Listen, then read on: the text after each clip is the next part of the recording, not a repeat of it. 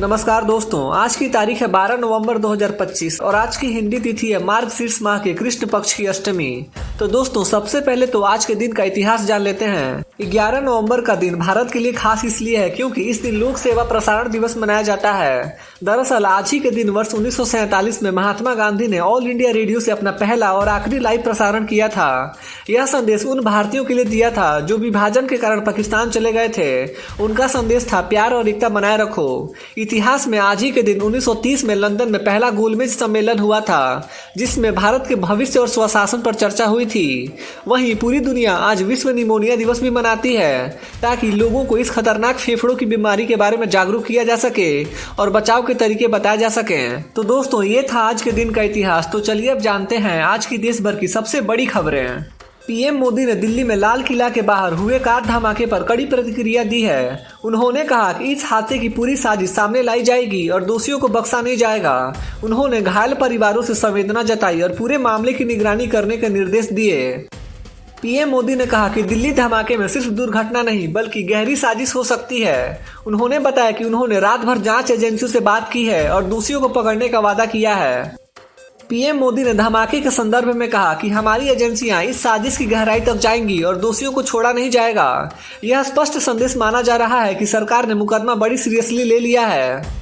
PM Modi 11 और 12 नवंबर 2025 को भूटान में होंगे। इस यात्रा का उद्देश्य भारत भूटान के दोस्ताना संबंधों को और मजबूत करना है। उन्होंने कहा कि यह दौरा पड़ोसी नीति का एक महत्वपूर्ण भाग है। दौरे से पहले पीएम मोदी ने कहा कि भारत और भूटान के बीच विशेष और आदर्श संबंध हैं। उन्होंने भरोसा जताया कि दोनों देशों की साझेदारी से आगे बढ़ने का रास्ता खुलेगा। भूटान की राजधानी थिम्पू में आयोजित कार्यक्रम में पीएम मोदी ने कहा कि वह गंभीर मन से आए हैं क्योंकि दिल्ली में हुई घटना ने पूरे देश को झकझोर दिया है। उन्होंने भारत भूटान की साझा संस्कृति और मूल्यों की बात की। भूटान दौरे के दौरान भारत भूटान के ऊर्जा सहयोग पर विशेष ध्यान दिया जा रहा है। पीएम मोदी ने कहा कि नए हाइड्रो प्रोजेक्ट के साथ दोनों देशों की साझेदारी और आगे बढ़ेगी। मोदी ने कहा कि भारत भूटान सिर्फ भौगोलिक सीमा से जुड़े नहीं हैं, बल्कि उनके रिश्ते संस्कार, भावनाओं और विकास के साझा मूल्यों पर भी आधारित हैं। पीएम मोदी ने आयरनमैन 70.3 गोवा में युवा खिलाड़ियों की भागीदारी की प्रशंसा की। उन्होंने कहा कि यह भारत में फिटनेस के प्रति जागरूकता बढ़ाने का अच्छा उदाहरण है। खेल, फिटनेस, साझेदारी और ऊर्जा सहयोग के माध्यम से प्रधानमंत्री ने युवाओं को आगे आने का संदेश दिया। उन्होंने कहा कि नई पीढ़ी में अवसर बहुत हैं और उन्हें आगे बढ़ना चाहिए। कल बिहार के दूसरे और आखिरी चरण में वोटिंग खत्म हो गई है। चुनाव आयोग के मुताबिक शाम 5 बजे तक 67.14% वोट पड़े। ये पहले चरण से भी ज्यादा है, जहां 64.66% था। किशनगंज में सबसे ज्यादा 76.26% वोटिंग हुई है। उसके बाद कटिहार में 75.23% वोटिंग हुई है। नवादा में सबसे कम 57.11%। कुल 3.70 करोड़ वोटरों में से 1.75 करोड़ महिलाएं हैं। बुजुर्गों से लेकर युवाओं तक ने लाइन लगाई। कतार में खड़े लोग वोट डालते रहे। ये आंकड़े दिखाते हैं कि बिहार वाले बदलाव चाहते हैं। 14 नवंबर को रिजल्ट आएगा। बिहार में कल के वोटिंग डेटा में सीमांचल की सीटें लीड कर रही हैं। किशनगंज में 76.26% वोट पड़े, जो पूरे बिहार का हाईएस्ट है। पूर्णिया में 73.79%, सुपौल में 70.69% और पूर्वी चंपारण में 69.31% वोट पड़े।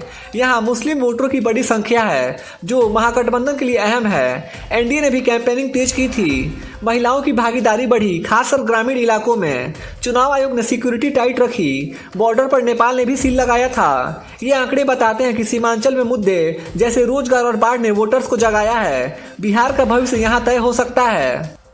बिहार चुनाव में दूसरे चरण की वोटिंग में नवादा में सबसे कम 57.11% वोट पड़े। उसके बाद रोहतास में 60.69% वोट पड़े। चुनाव आयोग का कहना है कि सुबह की धूप और कुछ जगहों पर ईवीएम गड़बड़ी से देरी हुई, लेकिन कुल मिलाकर शांतिपूर्ण रही। मधुबनी में 61.79% का वोटिंग हुई।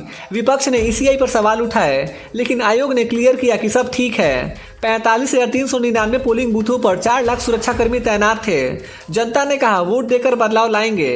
ये कम टर्नआउट एनडीए के लिए चिंता है, क्योंकि पहले चरण में हाई था। मधुबनी जिले में 111 साल की बुजुर्ग महिला ने वोट डाला। व्हील चेयर पर बूथ पहुंची और कहा, मैंने आज़ादी देखी है, अब बिहार का विकास देखना चाहती हूं। बिहार में महिलाओं की वोटिंग रिकॉर्ड तोड़ रही है। एनडीए की योजनाएं जैसे उज्ज्वला और आवास ने उन्हें प्रेरित किया है। महागठबंधन ने भी महिलाओं पर फोकस किया है। ये दादी का वोट दिखाता है कि उम्र सिर्फ संख्या है, जज्बा बिहार की ताकत है। चुनाव में महिलाएं किंग मेकर साबित होंगी। कल दूसरे चरण की वोटिंग से पहले नेपाल ने भारत बॉर्डर 72 घंटे के लिए सील कर दिया। वीरगंज रक्सौल पॉइंट पर वाहन बंद कर दिया गया। वजह बिहार चुनाव की सिक्योरिटी थी। पूर्णिया किशनगंज जैसे बॉर्डर जिलों में 2 लाख फोर्स तैनात किए गए, कोई घुसपैठ न हो ये सुनिश्चित किया गया। वोटर्स ने कहा सुरक्षा अच्छी लगी। ईसीआई ने कंट्रोल रूम से मॉनिटरिंग की। ये कदम सीमांचल की वोटिंग को शांत रखने में कामयाब रहा। बिहार की राजनीति में बॉर्डर मुद्दे हमेशा गर्म रहते हैं, अब रिजल्ट का इंतजार है। कल वोटिंग के दौरान वारिसलीगंज सीट पर हंगामा हुआ। जनसुराज पार्टी के समर्थकों और बीजेपी वर्कर्स के बीच झड़प हुई। एक कार तोड़ दी गई, पुलिस ने लाठीचार्ज कर काबू किया। प्रशांत किशोर की जनसुराज ने यहां मजबूत कैंपेन किया था। एनडीए ने इसे विपक्षी साजिश बताया। ईसीआई ने एफआईआर दर्ज की है। वोटिंग पर असर कम पड़ा, लेकिन माहौल तनावपूर्ण रहा। बिहार चुनाव में ऐसे कलेश आम है। ये घटना दिखाती है कि तीसरे मोर्चे की एंट्री से सियासत गर्म हो गई है। कल चिराग पासवान ने कहा कि नीतीश कुमार बिहार के लिए जरूरी हैं। एनडीए की जीत पक्की है। उन्होंने कहा कि वोटिंग हाई होने से एनडीए को फायदा होगा। पहले चरण के 65% टर्नआउट को एनडीए ने सेलिब्रेट किया था। पासवान ने महागठबंधन पर हमला बोला, वे जंगल राज लाएंगे। बिहार में 171 रैलियां की। जनता ने पासवान को पसंद किया है। ये बयान एनडीए यूनिटी दिखाता है। 14 को रिजल्ट है, लेकिन पासवान कॉन्फिडेंट हैं। बिहार की राजनीति में पासवान फैक्टर बड़ा है। आरजेडी लीडर तेजस्वी यादव ने कहा कि महागठबंधन 122 में से 96 सीट जीतेगा। जनता बदलाव चाहती है। उन्होंने ईसीआई पर जेंडर डेटा न देने का आरोप लगाया है। 183 रैलियों में रोजगार और पलायन पर फोकस किया गया। विपक्ष ने कहा एनडीए का जंगल राज खत्म। वोटिंग हाई होने से तेजस्वी खुश हैं। बिहार के युवा उनके साथ हैं। ये दावा चुनावी जंग तेज कर रहा है। एचएएम चीफ जीतन राम मांझी ने कहा कि मैं पांडवों का वंशज हूं। एनडीए की जीत में मेरा रोल बड़ा है। 32 रैलियों में दलित वोटरों को जोड़ा है। उन्होंने महागठबंधन पर निशाना साधा है। बिहार की राजनीति में मांझी का ये बयान वायरल हो गया। एनडीए ने इसे सराहा है। इमामगंज सीट पर उनकी पार्टी लड़ रही है। वोटिंग खत्म होने पर मांझी ने कहा 14 को साफ जीत होगी। ये बयान दलित वोट बैंक को मजबूत कर सकता है। बिहार चुनाव में ऐसे स्टेटमेंट्स माहौल बनाते हैं। तो दोस्तों आज के लिए बस इतना ही था। देश भर के छोटे बड़े अपडेट्स और हर दिन के मुख्य समाचार देखने के लिए हमारे YouTube न्यूज़ चैनल इंडियन जनता न्यूज़ को सब्सक्राइब जरूर करें। मिलते हैं अगले वीडियो में, तब तक के लिए बाय बाय, टेक केयर, जय हिंद।